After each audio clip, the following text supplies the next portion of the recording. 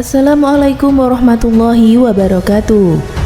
Apa kabar sahabat Amirul Mukminin? Semoga semua dalam lindungan Allah Subhanahu wa taala. Allah Subhanahu wa taala berfirman, "Dan kami telah mengutus kepada kaum Ad saudara mereka, Nabi Hud alaihissalam. Dia berkata, Hai kaumku, sembahlah Allah. Sesekali tidak ada Tuhan bagimu selainnya. Maka mengapa kamu tidak bertakwa kepadanya?" Al-Quran Surat Al-A'raf ayat 65. Buku Kisah Penciptaan dan Tokoh-tokoh Sepanjang Zaman karya Sayyid Muhammad bin Ahmad bin Ilyas yang telah diterjemahkan oleh Abdul Halim mengutip pendapat Ka'ab Al-Ahbar mengatakan bahwa Nabi yang diutus setelah Nabi Nuh alaihissalam adalah Nabi Hud. Dia adalah Nabi Hud bin Abdillah bin Aus, salah satu anak Sam. Dia termasuk bagian dari kabilah Ad. Mereka adalah orang-orang Arab yang menepati Al-Aqaf, yaitu sebuah pegunungan pasir yang terletak di daerah Yaman antara Oman dan Hadramaut yang dekat ke Laut Asin. Kabilah-kabilah ini dipimpin oleh seorang raja yang bernama Jalijan yang tingginya sekitar 100 siku. Oleh karena itu, ketika berdiri dia bisa menutupi matahari dari bumi. Dan ketika dia meletakkan lengannya di atas sebuah gunung, dia bisa menghancurkan dari semua sisinya. Wahab bin Munabi mengatakan bahwa tinggi dari postur laki-laki kaum Ad adalah 100 siku dan yang paling pendek seukuran 60 siku. Mereka belum mencapai dewasa kecuali setelah berumur 100 tahun. Mereka bisa mencapai umur lebih dari 400 tahun. Tidak pernah terlihat orang-orang kalangan mereka yang meninggal dan belum pernah ditemukan jenazahnya. Ukuran kepala mereka kira-kira sebesar kubah yang besar. Mereka adalah kaum yang kejam dan menyembah berhala. Wahab bin Munabi adalah salah seorang pemuka tabi'in dan ahli dalam bidang sejarah. Ia diperkirakan berasal dari Arab Selatan dan berketurunan Persia dengan memiliki pengetahuan yang mendalam tentang kitab suci dan tradisi dari Yahudi dan Nasrani, sehingga memiliki banyak riwayat kisah Israiliyat. Menurut dia, 60 orang laki-laki dari kaum Musa pernah berteduh di dalam tengkorak seorang laki-laki dari kaum Amalaka. Zaid bin Aslam mengatakan, "Aku pernah melihat seekor serigala beserta anak-anaknya sedang berkumpul dalam kelopak mata seorang laki-laki dari kaum Amalaka. Dan aku pernah menimbang satu gigi gerahangnya, ternyata beratnya mencapai 10 kati." Wahab bin Munabi mengatakan, ketika kejahatan kaum itu kian memuncak, Allah mengutus Nabi Hud kepada mereka saat dia berusia 40 tahun. Malaikat Jibril turun kepadanya dan berkata, "Sesungguhnya Allah telah mengutusmu kepada kaum Ad.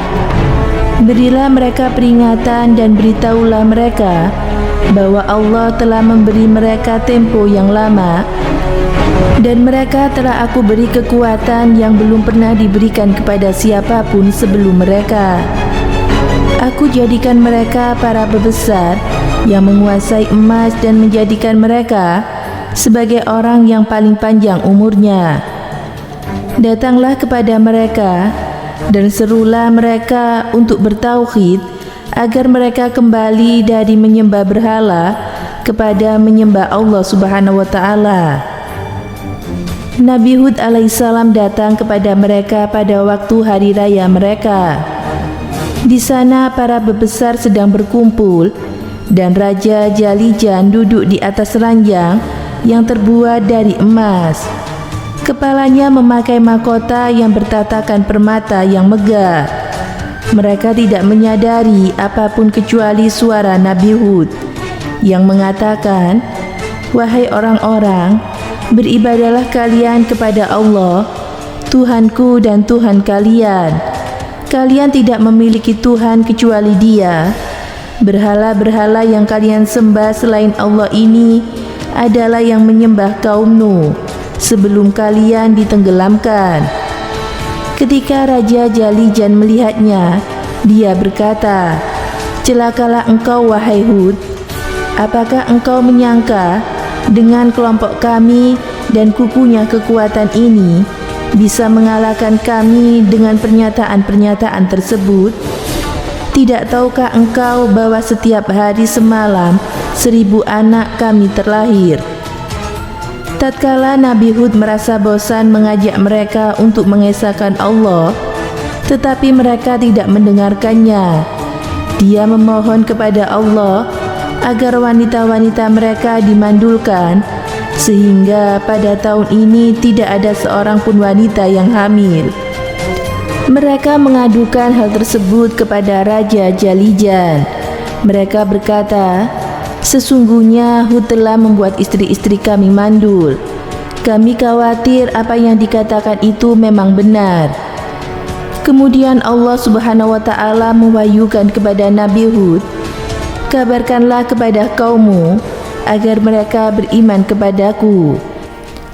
Jika mereka tetap tidak beriman, maka akan aku kirim kepada mereka angin yang membinasakan." Ketika mereka mendengar kabar itu dari Nabi Hud, mereka melemparinya dengan batu. Nabi Hud tetap mengajak mereka selama 70 tahun, dan di saat itulah mereka terus-menerus melemparinya dengan batu.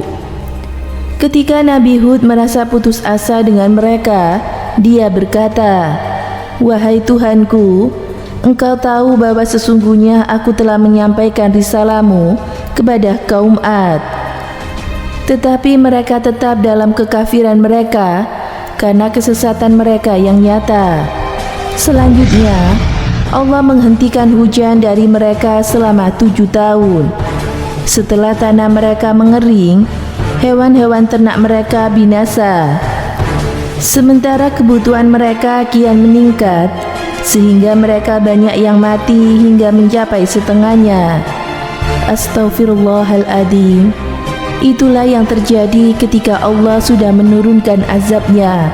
Semoga kita dijauhkan dari sifat-sifat sombong seperti kaum Ad. Semoga bermanfaat. Wallahu a'lam bishawab.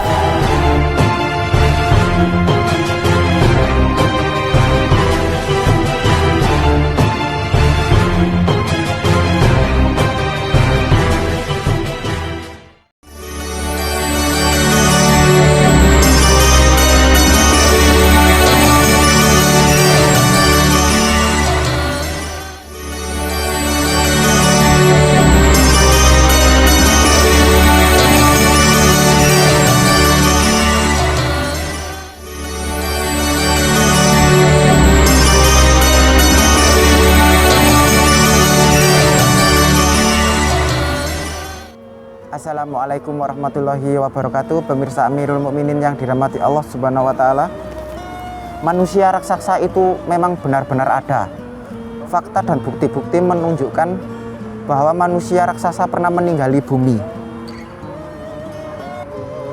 Manusia raksasa pertama adalah Nabi Adam, karena Nabi Adam memiliki tinggi sekitar 30 hasta atau 30 meter. Nabi Nuh juga disebut juga dengan manusia raksasa karena tingginya sekitar 27 meter. Di dalam hadis dikatakan bahwa manusia akan terus mengalami penyusutan dalam hal tinggi badan. Bahkan di zaman Nabi Hud, yaitu generasi manusia setelah Nabi Nuh alaihissalam, tinggi manusia di zaman Nabi Hud mencapai 20 meter lebih. Allah memberikan badan tinggi dan raksasa kepada Nabi Hud, tetapi mereka menjadi malah sombong dan tidak mengakui kenabian Nabi Hud alaihissalam.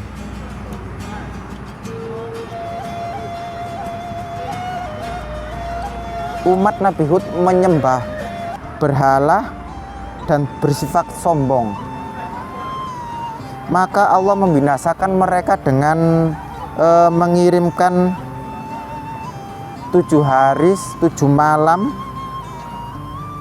angin yang dahsyat, dan tiada tersisa pun dari mereka kecuali puing-puingnya.